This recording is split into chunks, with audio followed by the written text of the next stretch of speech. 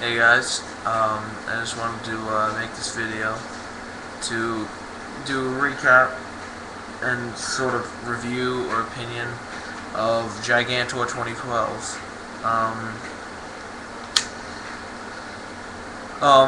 Gigantour 2012, this was, the date took place in Uncasville, Connecticut, Mohegan Sun Arena. I got there a little... First off, let me just tell you right now, this was by far the best part of the whole year so far. Like, I loved it. Like, I don't even have words how much I love this show, and I'm gonna get to that in a minute. But this was the best part of my year so far. But anyways, I got there kind of late, a little bit past 6:30 when it was supposed to start. Got at the casino, which is where it is, Mohegan Sun Casino, where it happened. Me and my friend had floor seats, so we went to the floor, and unfortunately some guy informed us that Lacuna Coil had already played, and I was really disappointed that we missed them because I wanted to see them. Every band on there I wanted to see, and I missed Lacuna Coil. That kind of made me mad, but well, when we got out there, Volbeat was setting up, so we sat there and waited for them. Volbeat played. Volbeat was amazing, as I expected. You guys need to go check them out some more, because Volbeat is an amazing band. My favorite song with them is A Warrior's Call. They got other good songs that I know about after that show, but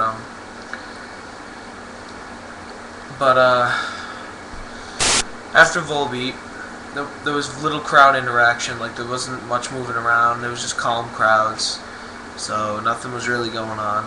But that changed when Motorhead came on.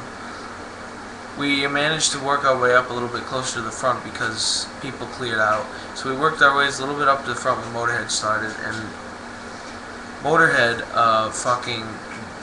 the minute Motorhead started, a mosh pit happened a little bit in front of us, and it just got bigger and bigger. And finally, it sucked me in, and I got sucked into the mosh pit, and I started moshing, and it was so awesome. It was an incredible experience. Went back, and then I got sucked into the mosh a second time during Motorhead. The only time I moshed was during Motorhead. Motorhead played all their classics. They played some that were. They played a few from the new album, The World Is Yours.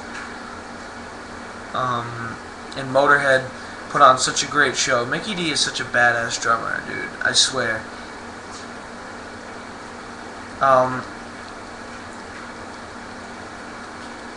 Sorry.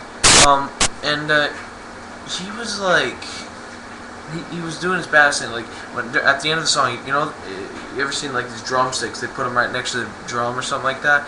Because I'm a drummer, I know how this goes. But he took the sticks at the end of one of the songs, and he was like throwing them back like this, and it was like making a cool spiral. It was so badass. But anyways, Motorhead put on such a great show that I almost thought Megadeth wasn't going to pull off a better show. I was like, oh my god, Megadeth might not beat the show that Motorhead put off. Because Motorhead surprised me beyond recognition. I knew they were going to be good, but not as good as, you know, I expected that they ended up being. And Megadeth came on, and it took a while for them to set up, but Megadeth came on. Megadeth blew every other band, even Motorhead, away. Like, they were the headliners for a reason, even though it's their tour, I know, but still, they came out there. Dave Mustaine sounded amazing. He sounded perfect. Everyone played great. Drums, Sean's drums sounded amazing. They played, set list was, they opened up with Trust, then it was Wake Up Dead, and in Trust, in the opening, nothing happened at first. Then all of a sudden, a freaking mosh pit happened right to the right of us, and all of a sudden we got caught in it. And I never moshed to Megadeth because the mosh pit got so like violent. It got so violent. I was afraid I was going to get sucked in there and never come back out. But for pretty much the whole concert, yeah, the whole rest of Megadeth, I sat next to the mosh pit and watched everything unfold. And it got pretty heated. Let me tell you right now, really heated. And I gotta say, the craziest. And then after Wake Up Dead, Hangar 18 came on, and everyone knew it was Hangar 18, and the mosh pit started going insane. I was just like, holy shit. And then Then after Hangar 18, they played, oh my god, they played Sweating Bullets, and I got so surprised. I was like, oh my god, Sweating Bullets, that hasn't been really in their set. I saw Megadeth already at Mayhem Fest, they never played Sweating Bullets. And I was like, my friend was just like, are they going to play Sweating Bullets? I was like, I don't know, it's not usually a staple of their set list. They freaking played it, and let me tell you, that drove the crowd crazy. When they started playing Sweating Bullets, the mosh pit was just like crazy. And, what did they play after?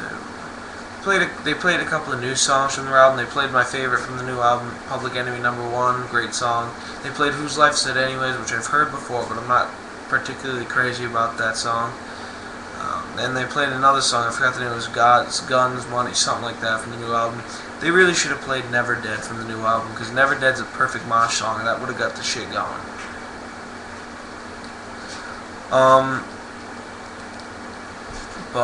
And then they might have played a few other songs in between that, but I don't remember. Then they played a tout to, I can't pronounce it. It's like that French song with the Lacuna Coil singer. She came out and sung with them, and it was great. Not a lot of moshing in that because And then after that, Symphony for Destruction came on, and everyone knows that song by them. So shit got crazy during that. Then after Symphony for Destruction, Peace Cells came on, and everyone flipped shit. Peace Cells they played that song amazing, and people. It's not really like a huge mosh song. It's like a steady beat, but when they started playing it, the mosh pit like came to life, and then all of a sudden people were like falling over each other. There were people. One guy came out with a broken nose, and he was like doing this, and he like popped the bone back into place, or something like that. Because I heard him talking about that, and I was just like, oh my fucking god. And another guy got like the side of his eye right here was like all swollen, and all these guys were participating in the mosh pit. And then after Peace Cells, they went off. Some people started leaving because they thought it was the end, but I knew better. Me and my friend knew better, so we stayed there. Dave came back out, and he had a few talks about the government and blah blah blah. And they had their encore, which was only one song, and that was none other than Holy Wars. When Holy Wars kicked in, it was like a last resort. The crowd went ballistic. The mosh pit filled up. It was like a great experience. And once Holy Wars was over, it was like, it was the end. And it was the whole, like, I didn't explain it good enough. You'd actually have to be there for the vibe. And let me tell you, this was not a waste of time. This made my whole year so far. Something bigger is going to have to beat this year to beat that, because that made my entire year going to that concert. And holy shit, Megadeth and Motorhead fan for life, dude. Let me tell you right now. Megadeth for the win. Big Four for the win. Megadeth is just fucking amazing. Motorhead's amazing too. And Volbeat's amazing too. And I love Lacuna Coil, but I unfortunately didn't get to see them. And that's pretty much it, guys. Like I said, I'm looking forward for the Ozfest to be released.